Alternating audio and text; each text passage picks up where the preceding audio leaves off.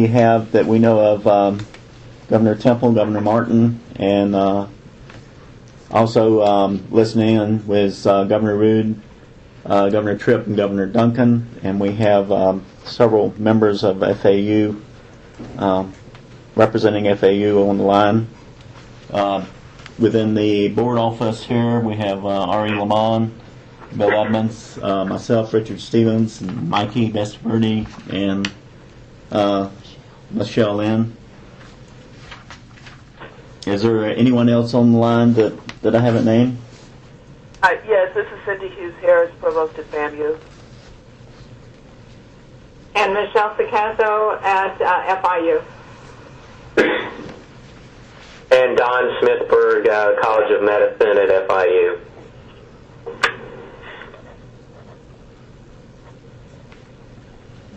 Okay, well, I think we're then ready to call the meeting to order. Yes, sir. Well, let me say welcome to all of you and thank you for making yourselves available. And as is customary, I'll remind you to place your phones on hold, your cell phones on hold, and if it's a cell phone, to place it on mute when you're not speaking. The meeting is being recorded, I've been informed. And so, having said that by way of introduction, I'll ask Mikey if she will call the roll of our committee. Dr. Marshall, you're the chair. Governor Martin? Present. Governor Temple? Here. Governor Perez?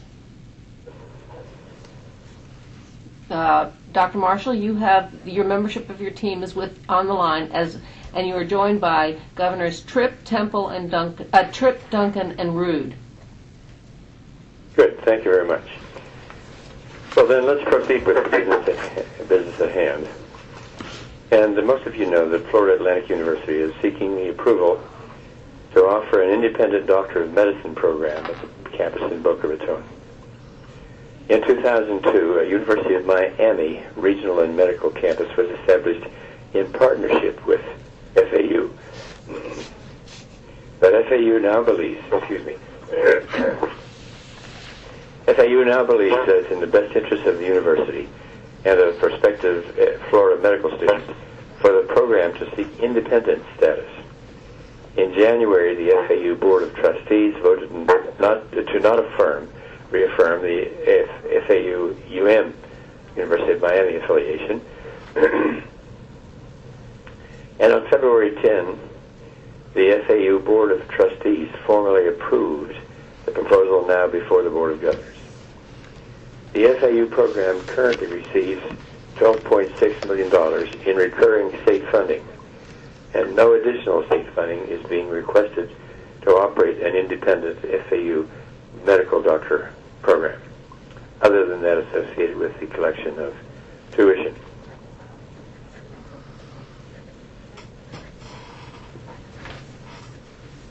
We're considering this program,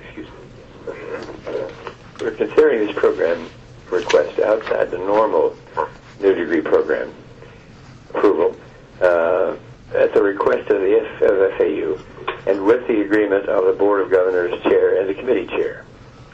This will allow the university to seek legislative approval this session to offer the program and thereby to stay on track for enrolling its first class and seeking initial accreditation review.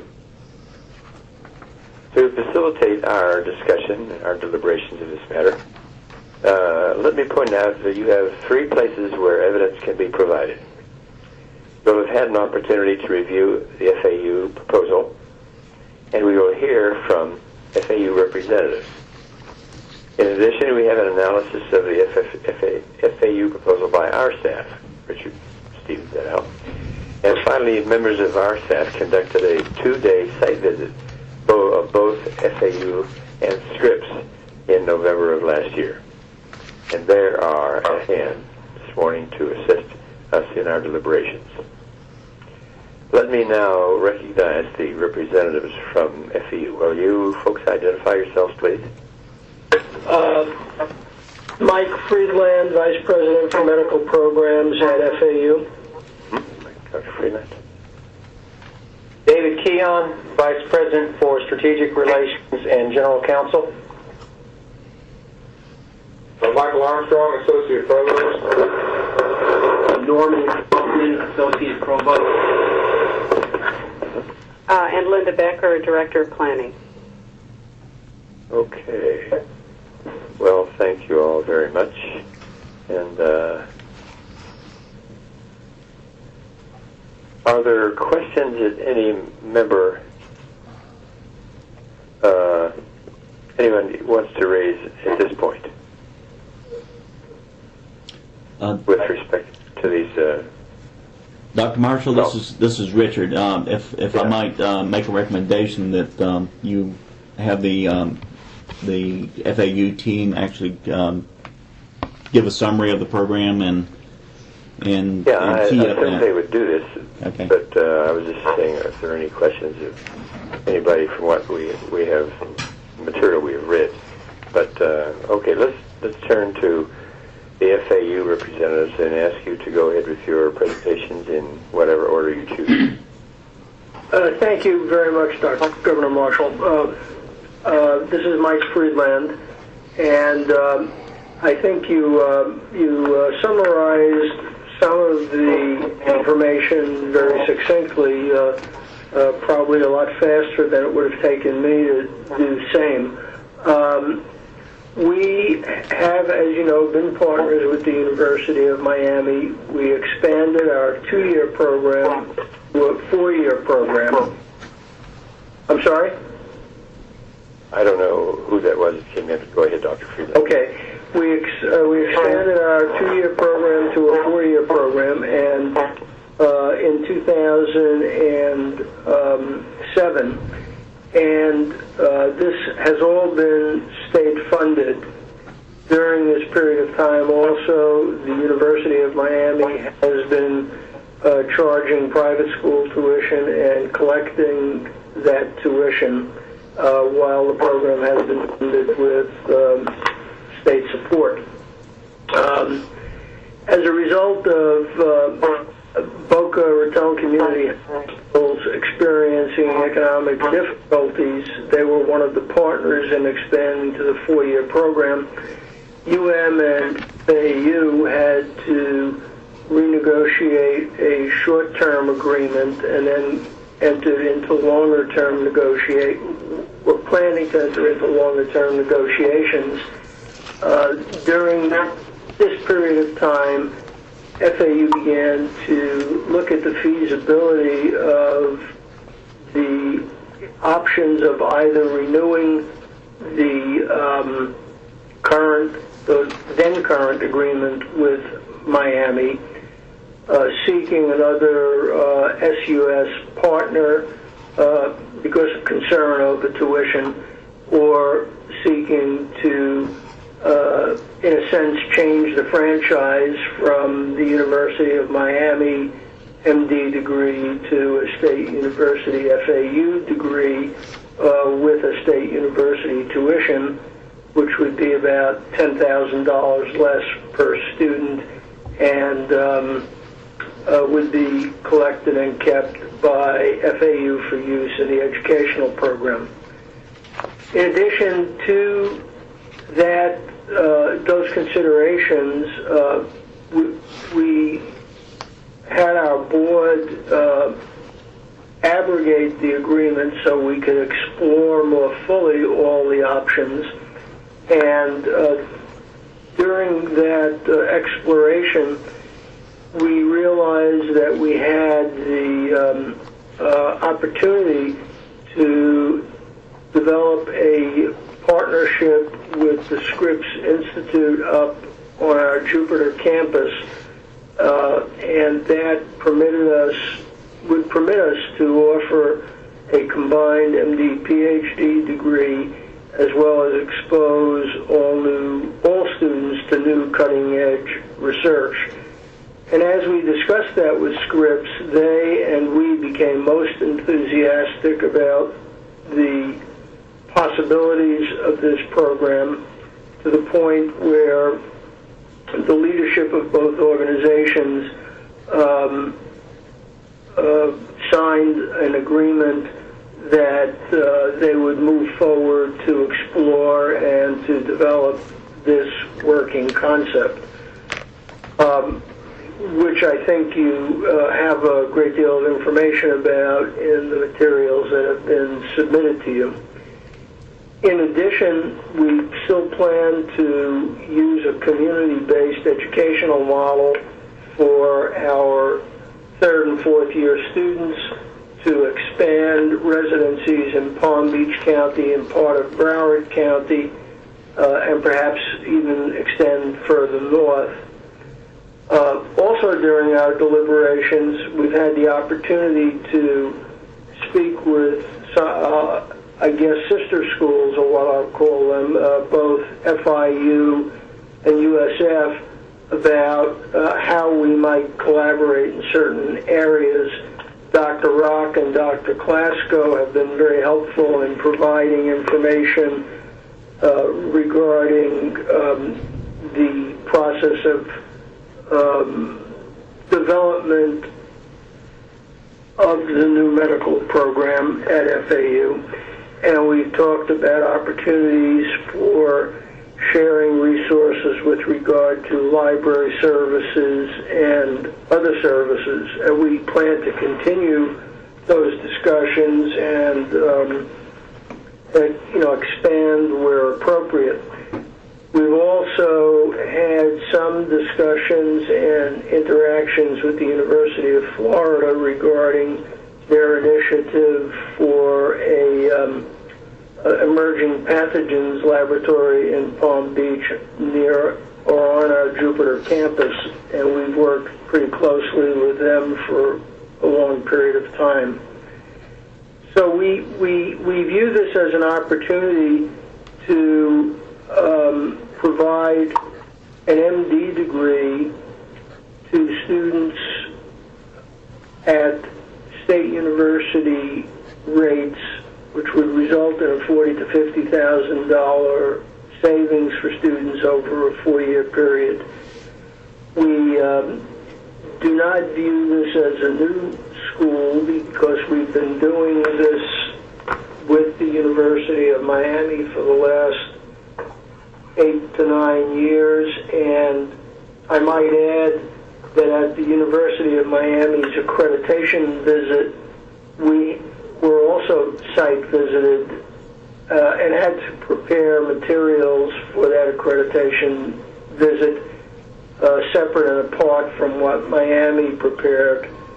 And at the site visit and after review of our materials, the FAU campus was cited as one of the major strengths of the University of Miami.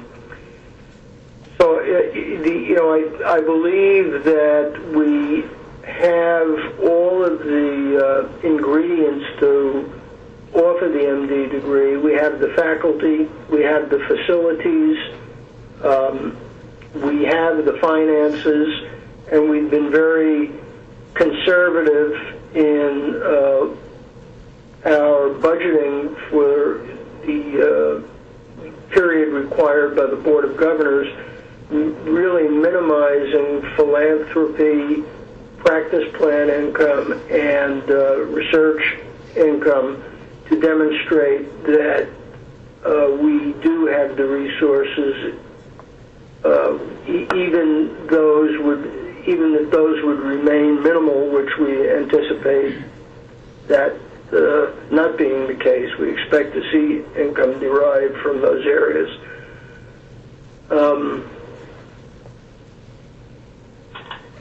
I'm trying to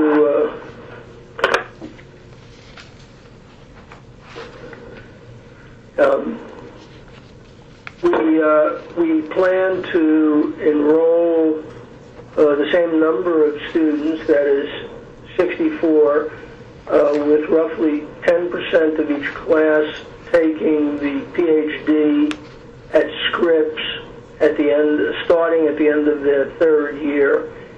All students will have the opportunity to interact with Scripps faculty, Scripps graduate students, and receive part of the cutting edge research that's going on at Scripps. We've also had some outside experts who have helped us with economic impact studies, and one expert who you know very well, that is Dr. Michael Whitcomb, who appeared before the board several years ago, who was formerly Senior Vice President for Medical Education at the Association of American Medical Colleges. His assessment was that the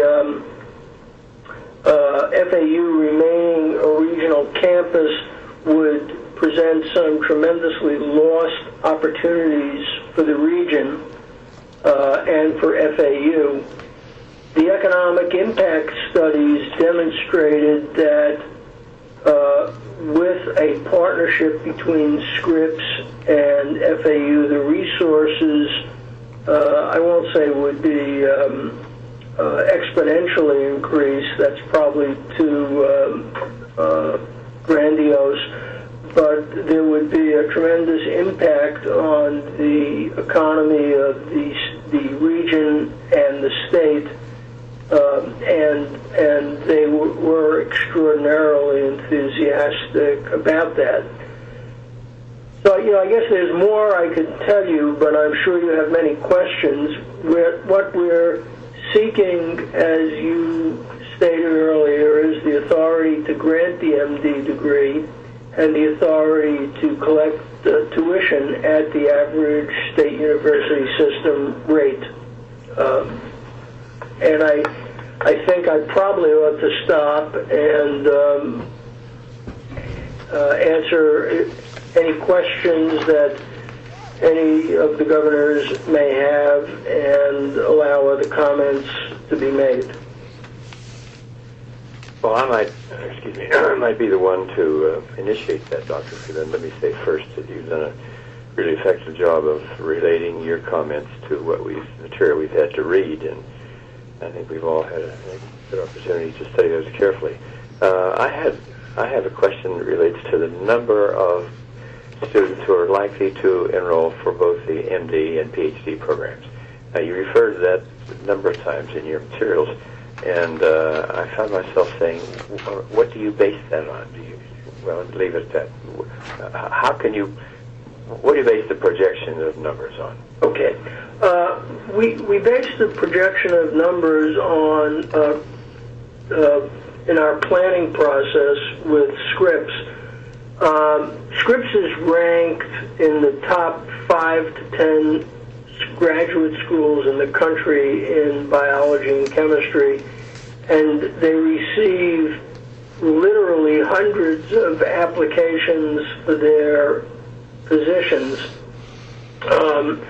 Harry Orff, who you know, who's not on the phone, feels that who will be responsible, along with Bill Roush, for the Scripps end of the program, feel that there is no comparable MD, PhD program on the East Coast. While many medical schools offer MD, PhD programs, they aren't put together the way this one is. Most of them, I'll use a little, vernacular, are sandwich programs where students do 2 years of preclinical, 3 years of a PhD, 2 years of clinical work, and just as an aside, that PhD has been referred to as a PhD light by Scripps because the normal PhD takes probably a minimum of 3 but a maximum of 5 years. We also feel there's a tremendous shortage of academic physicians, and the opportunity for young people to be exposed to cutting-edge research at the Scripps level will be a major attraction for people to enter the program. The other important part of the program, which I think often frightens some students, is very positive here in that Scripps, there will be no cost to the student for the PhD portion of the program, and in fact there will be a stipend provided by Scripps as well. So that program will be very attractive for its scientific merits and also for its affordability. Thank you. Are there questions from other members of the committee? This is John Temple, Governor. I've got about 4 or 5. Can I just go through them? Yes, please do. Okay. And there's no particular order in here, but I think that this has been communicated before. But would you just kind of go over the timeline? I mean, when does our contract with University of Miami expire, and how does that fit in with your time schedule for getting this approved and underway? Okay. Our board action of abrogate, fortunately I've got legal counsel with me in case I misspeak, but our board's action to abrogate the agreement with the University of Miami in January, I believe, effectively ended the contract. Just something I should have mentioned and didn't is, even though that has taken place, FAU remains committed to all the students who are up here and enrolled in the program to ensure that they are able to complete their education. There won't be any termination on our part until the students have proceeded through the pipeline. And our president has communicated that to the president of the University of Miami. As a matter of fact, they issued a joint press release after that discussion took place. With regard to our timeline... Can I just... Sure. So just so I understand this, the existing students that are in the program will continue that tuition will go to University of Miami until they're finished, is that right?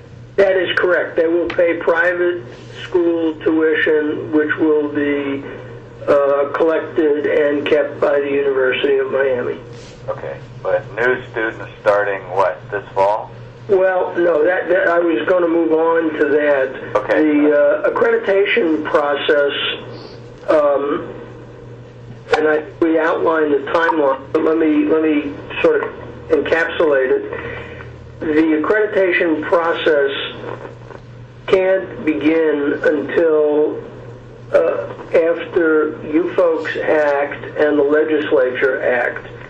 But that accreditation process is done by the Liaison Committee on Medical Education. You've all heard the LCME, and they're a wonderful group to blame for all problems. But the LCME will accept our documents on April 15th, understanding that it's contingent upon the legislature completing its action. They have 3 meetings a year. One is June, one is October, and one is February. So if we get our documents to them by April 15th, they will look at those documents in the June meeting, make a decision as to whether they are appropriate. If so, schedule a site visit between June and September. This is all 2010. And then make a decision regarding preliminary accreditation in 2010, in October of 2010. at which time we will be free to admit students to start in a class of 2011, and that's the earliest we can possibly start. While you're on the accreditation process, I mean, one of the problems that we ran into with UCF and FIU on their programs is that the accreditation process became a lot more complicated and a lot more expensive. Started those new schools. Are we going to be faced with another increase in the time and the cost of doing this, or are we kind of grandfathered in because it's already kind of there? Well, grandfathering in is probably not the best statement, but what is the actual situation is they've been here as part of the accreditation process for the University of Miami. They visited this campus in February of 2009, and we had to prepare documents not quite as extensive as we will have to prepare for independent accreditation, but very extensive documentation of our activities. And they have felt that we were doing an outstanding job. They still, because we're going to request permission to offer the MD degree, they have to treat us as a new school in terms of process, but they are very familiar with our program, and I don't think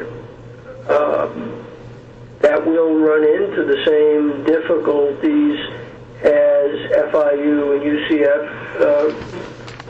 As you recall, we've actually been running a program since 2004 with a great deal of experience in that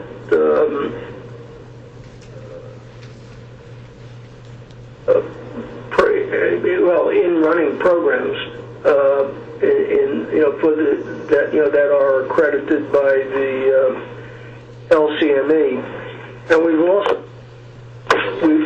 we've also been very careful about our budget projections. We do not anticipate any need to come back to the board or the legislature to ask for additional funding.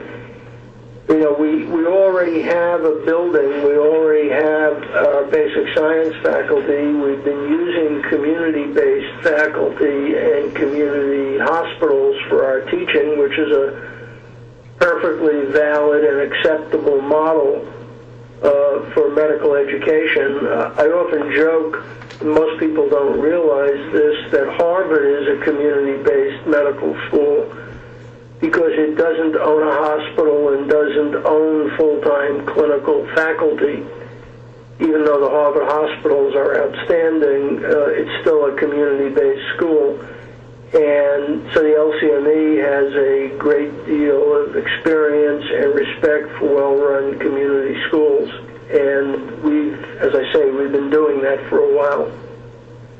So I hope I've answered your questions. You have, and I just want to kind of carry on and say this governor, I'm sure with a lot of my other associates, is going to rely very heavily on the sentence on page 5. The summary says FAU leadership indicates that no increase in current general revenue funding will be required or sought to operate. We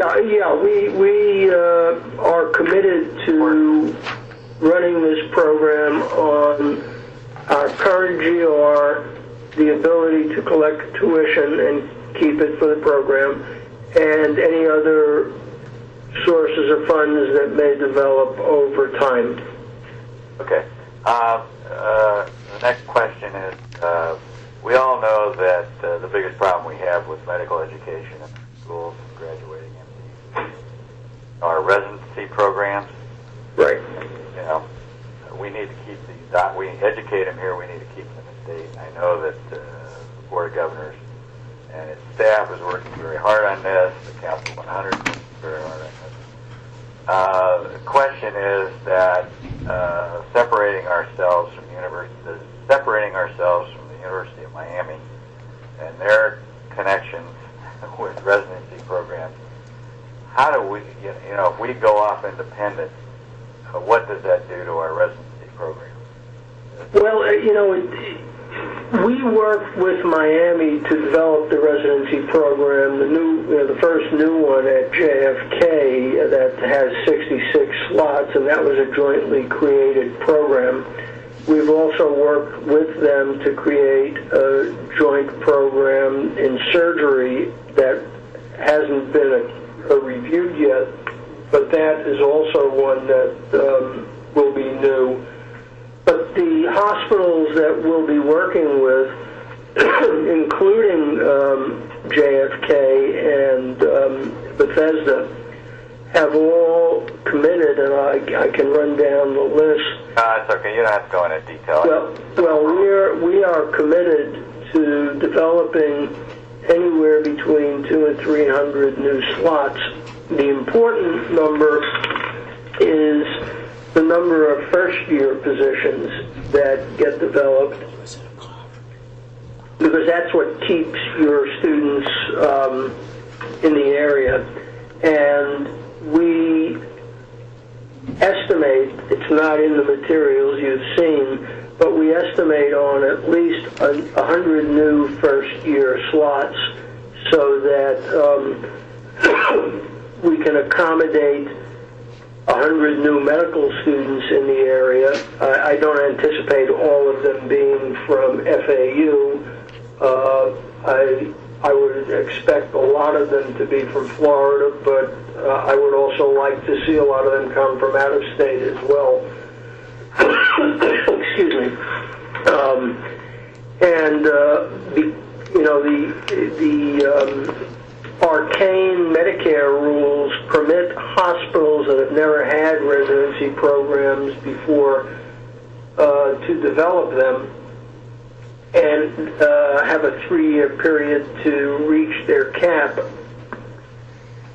The hospitals that already have programs are capped and can't develop new programs. And Medicare is, while it's not the only payer, is a large payer for residency training. And we are fortunate in many respects to have hospitals with a high Medicare patient rate. I guess to ask my question another way is as we extricate ourselves from University of Miami, are we going to be in competition with them later on for residency spots? And is there any ill will on the part of the University of Miami that can be happy about this because they're losing tuition? That would Well, with regard to ill will, I think that President Shalala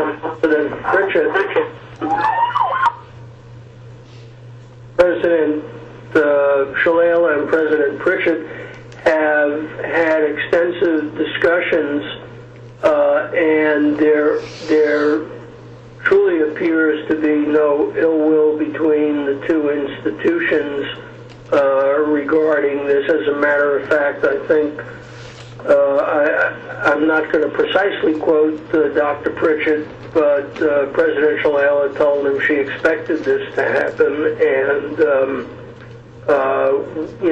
didn't see any problem with it. With regard to residency programs, I think there will always be competition in the state, in any state, between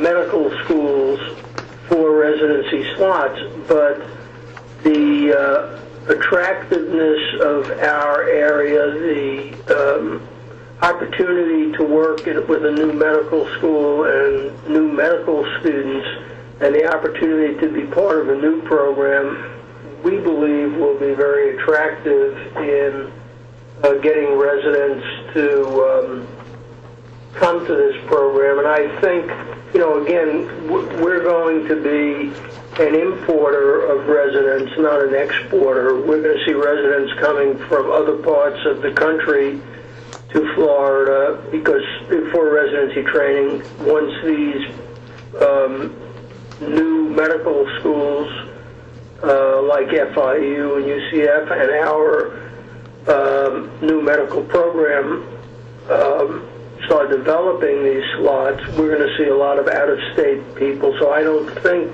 we're going to be in the position of having more slots than applicants. I think we're going to be turning applicants away. Kind of last question, and I have a comment. And this is maybe more directed at the BOG staff. I know when we started looking at Central Florida International for the medical school, that our in-state tuition for medical schools is pretty competitive with other states. While our law schools we're still giving away law degrees. I guess I'd like to see, and maybe this is just me asking, but I'd like to have that updated. Not that it particularly relates to this particular request, but I think it's something that we ought to, as a Board of Governors, look at again. And if we're down, clearly what we're doing here is we're saving a student $50,000 to go to a state school versus a private school, and I understand that. So that's a request that I have. I don't really need an answer to that, but I would like to see kind of how we're doing, updated how we're doing for both in-state and out-of-state. The last time we checked when we started this process on Florida International and Central Florida, that we were, in pretty good shape, and I just like to. I guess my overall comment, I really think this relationship with Scripps is a great thing, and I'm hoping we can have more than 10% of those slots with Scripps. So, Governor Marshall, thank you for allowing me to ask my question. Well, thank you for a very thoughtful, meaningful question. And Dr. Friedland, you have ranged over a wide array of topics. And it's occurred to me that you have other people with you, like the General Counsel. Would you like to have them speak to some of the issues that you might not have touched on adequately before we turn it over to other members of the committee for questions? I'm getting shakes of the head that you can't hear that say we're just proceed. They think I've enough. Okay, well, let's leave it at that, and excuse me? I missed some words. I think we have an inadequate connection. Can you hear me? Oh, we hear you fine, sir. Dr. Marshall, somebody else has got an open mic or doing some other business. There must be one of those someplace. Oh. But in any case, I think we're at the point now where we're ready to have questions on any aspect of this proposal from members of our committee. Are there others? Governor Marshall, this is Frank Martin. I have a couple of questions. In regards to the program, if we were to approve this and it goes to the legislature, gets the accreditation, are we saying then that the University of Miami will have an independent medical school and Florida Atlantic will have independent schools, so we'll have one school morphing into two schools? Is that correct? Can I come in here, this is Stan Marshall, and right on the back of that question?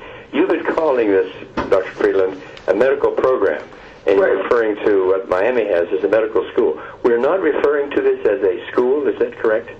Well, the MD degree is by the LCD. they actually accredit medical education programs, and this MD degree will be within the Charles E. Schmidt College of Biomedical Science. Functionally, I guess you could call it a medical.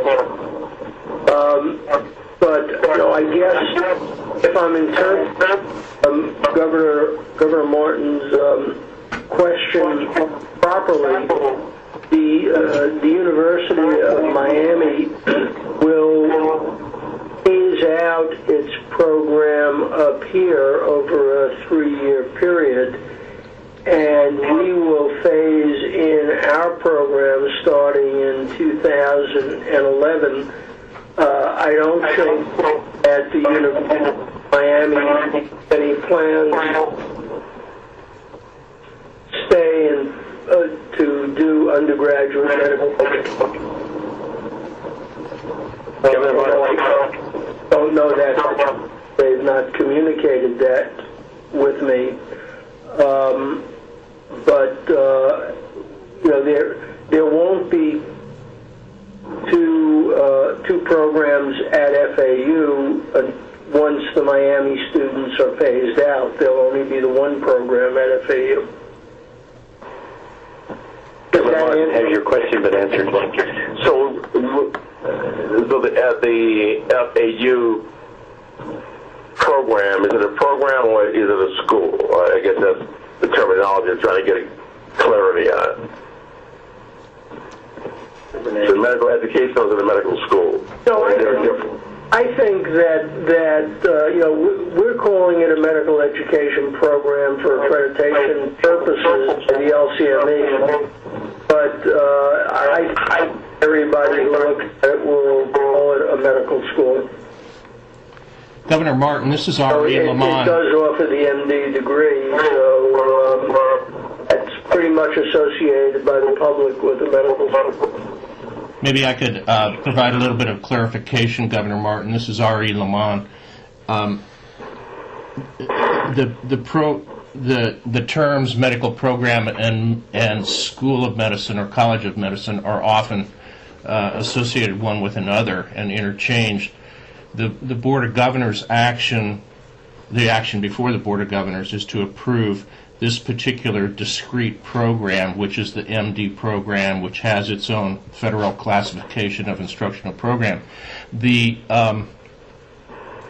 colleges of medicine in the state university system, and this is not atypical either, vary in terms of what they contain. For example, the Florida State University College of Medicine contains only a medical degree program, the MD. At USF and the University of Florida, there are a number of programs that are contained within that college, and it, like other colleges on campuses in liberal arts or elsewhere, contains multi-programs, be they physician assistant or even nursing in the case of USF. Here at FAU, the only program is the MD program, and I suspect for unless there were an organizational change at the campus, that there wouldn't be a notion of having any more degree programs unless that was pretty far out in the future. And in terms of the tuition that the students will pay for the FAU program versus the University of Miami program, is there a cost differential of what the first-year students will pay, say, 3 years out when we have our first incoming, I guess, 2011, first incoming class? What's the differential of what the University of Miami students will be paying for their tuition versus... There'll be a $10,000 differential. The University of Miami, that's an estimate. I could be off by $1,000 or $500. but the University of Miami charges private school tuition, and we will be charging the average state university system medical school tuition, which is, I believe, about $21,500 or something like that. And Miami is, is 31, and I don't know what it'll be well, it'll still be the same for the students. They guarantee for the 4 years. There will definitely be a difference in tuition. Okay. Yeah, as one of my colleagues reminded me, and I had mentioned earlier, the savings will amount to $40,000 to $50,000 over the 4 years of medical school. And I think Governor Temple was kind of raising the issue of the cost. He wanted some updates on that. But will our rates be competitive to other state schools providing this level of education? Is there any possibility that the rates should increase? I don't think the rate should increase. And again, we're talking about trying to maintain tuition at the average SUS rate. I'll just throw out, if the average SUS rate went up over 10 years, our tuition would probably go up by a comparable percentage. Yeah, I'm not, Governor Martin, I'm not asking about, this is John Temple, I'm not asking about the in-state, because everybody's the same, as my understanding. I'm just asking, how do we stack up compared with other states? This is R.E. Lamont. Maybe I could provide a little clarification on this as well, Governor Temple. The fact is that the tuitions that are charged by our medical schools are differentiated one from another. Most of them are in the area of $20,000 to $21,000 for in-state tuition. However, Florida State University charges substantially less, and it associates that lesser tuition with its mission, which is statutorily to try to draw more underserved populations into the profession. That somewhat skews our average, if you will, on in-state, and there's been some discussion about whether or not the in-state tuition should be the same among all institutions. At the other end, on the out-of-state, I believe it's generally understood that we pretty much have maxed out as far as we can go on and almost priced ourselves out of out-of-state tuition. And I guess one final question, all those people out there that had issues with the two medical schools that were approved at UCF and FIU, and now here we are now approving a medical program. Why is there a need for us to approve this program? What's going to differentiate this program from other programs? Yes, you had a relationship with the University of Miami. Could that relationship have you? But why should we do this? I think there are several reasons. One is the opportunity for the interaction with Scripps, which I think is extraordinarily positive, and that would be, Scripps serve as a resource for the state. I think it enjoys a special relationship with FAU, and I think this will be depended upon as we grow. I think that while the concept of changing the franchise, which is what Dr. Pritchett likes to say, is important. We're going to be able to offer the MD degree that's $10,000. as a medical school, we can help, and not help, we can work with the hospitals very aggressively to develop more graduate medical education programs that will benefit Palm Beach County and the region of South Florida in general. And I think all the resources are in place to do that. The physician shortage issue still remains. The academic physician shortage is even more critical. Most people are not aware of that, but if you talk to the deans of medical schools, they will lament how difficult it is to recruit faculty.